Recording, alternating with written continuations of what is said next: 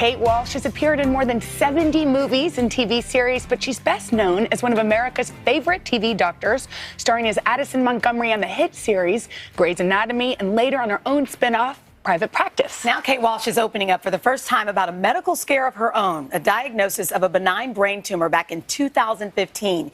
She had the tumor removed, and now she's sharing her story for the first time on television, and she's with us this morning. Kate, thank you so much for being here this morning. Thanks for having me. Welcome to our living room. Yeah, I love it. I love it. I like the color palette. There you go. I was just glad it's not a white couch. I love how I put you on this couch all by yourself. Camouflage. This is the guest couch.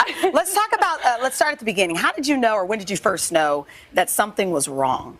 It was in January of 2015. I was exhausted, but I had just wrapped a show, Bad Judge, and I was starring it and executive producing, so it wasn't unheard of to be totally exhausted. So I thought, oh, I just really burned myself out. I was working out really intensely, so I'll just take it easy. And then when I was working out, my Pilates instructor was like, oh, your right side is dipping.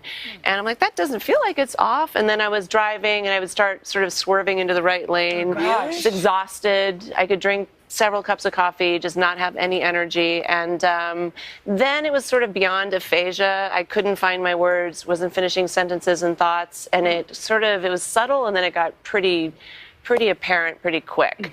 So I really wanted to go and just have a checkup. I went to a neurologist and pushed for an MRI, and thank God I did. And, you know, was Why diagnosed. did you have to push? Well, it's just the MRIs. I mean, it's not something that they do all the time, and I think, you know, and I'm not a person that was, I don't know, but I had to advocate a little bit for it. They don't hand them out all the time, you know. I think because it's magnetic radiation. But it was, yeah, I found out immediately that I had a very sizable tumor, which they hoped would be benign, but we didn't find out until we were in surgery and had it all removed that it was in fact benign. It was big. It was like a small lemon. It was a little over 5 centimeters. Yeah, in my front left lobe. So I was very lucky that it was benign, and they got it all out. And yeah. When you hear something like that, when the doctor told you the diagnosis, what went through your mind? I left my body. I mean, the words brain tumor were just never in it just wasn't even in my consciousness. I just wanted to make sure everything was okay.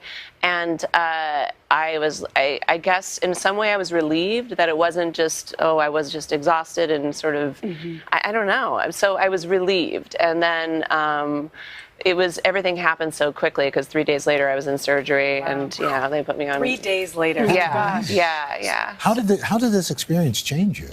It wasn't, I mean, it changes me, I think, in all the cliche ways. You know, before I went in, I had no idea what was going to happen. You know, I had my mom gave me her rosary beads, and I had my friends that gave me a stuffed animal. It's like, okay, you know, if this is it, I've had a great run. But all of the things, I'm like, if I come out of this all right, I want to spend more time with my family and friends. I want to work on projects that I just love with people that I love. I want to travel, be of service, you know, do just all of the kind of things that you hear, but it's, yeah, for real. So. And why did you want to bring attention to this now? I knew I wanted to talk about it at some point. I really wanted to focus on the recovery back in 2015, and I did, and it was pretty swift and amazing. But I knew when I wanted to talk about it that I wanted it to be of service in a way, so it was a great opportunity to partner with Cigna. It was a perfect opportunity to really emphasize the importance of advocating for your own health, particularly women. This is a tumor that is twice as common in women as men. And Cigna's, it's such a great campaign, getting people to get their annual checkups. People in our culture, I think, sometimes are afraid of medicine. They wait until they're really sick. But the idea of preventive medicine as opposed to being reactive, just the way we go to the gym. You know? You know, you're a paid spokesperson for Cigna, and part of that campaign, that I love it, the TV doc. Yeah, I know, I love with Neil it. Patrick Harris, Patrick Dempsey, Donald Faison. It was so fun. Tell us about that. We had such a blast. I mean, it was so fun for me to be reunited with Patrick. And Donald I know, and Neil I know socially. So we just had a blast. It was like going, and it was like a wormhole, all of us in our white coats again. We're like, wait, are we back? Yeah, the poses. It's a great commercial. I love the campaign. I love the humor. I love that it's self-effacing, but I love also the message, and they're trying to get 100,000 people a year to get their annual checkups, which most people don't know it's covered by insurance. You just got to go. And it's important for women, too, I think, in particular, who take care of everybody else. That's to take care of correct. Women who are watching right now. Yeah, you could be saving lives. Exactly. All right.